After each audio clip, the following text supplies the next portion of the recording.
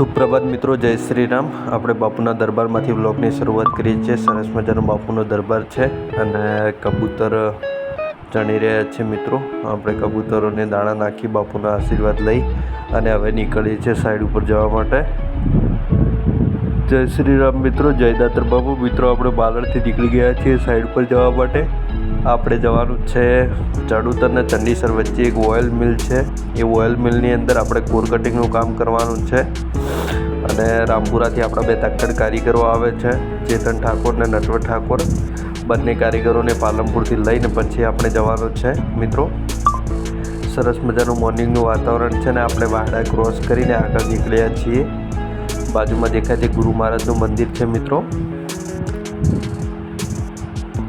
આપણે પાલનપુર પહોંચી ગયા છીએ ને આપણે કારીગરોની રાહ જોઈને ઊભા છીએ। સરસ મજાનો એલિવેટર બ્રિજ પાલનપુરની અંદર નિર્માણ પામ્યો છે મિત્રો। આપણે કારીગરોને લઈને સાઈડ પર પહોંચી ગયા છીએ। સરસ મજાની સાઈડ છે ને ઘણી બધી મશીનરી લાગેલી છે અને કારીગરો કામ કરી રહ્યા છે। લગભગ રિનોવેશનનું કાર્ય ચાલુ હોવાથી બંધ છે ઓઇલ મિલ, પણ કરોડો રૂપિયાની મશીનરી લાગેલી છે મિત્રો। આપણું કોર કટિંગ કામ ચાલુ થઈ ગયું છે। આપણા તક્કડ કારીગર નટવરભાઈ ઠાકોર કોર કટિંગ કરી રહ્યા છે મિત્રો। સરસ મજાનું કોર કટિંગ થઈ રહ્યું છે મિત્રો। નીચે આપણી ગાડી પડી છે અને આ છે મિત્રો સામે દેખાય તે બોઇલર છે અને આ ઓફિસ છે મેન।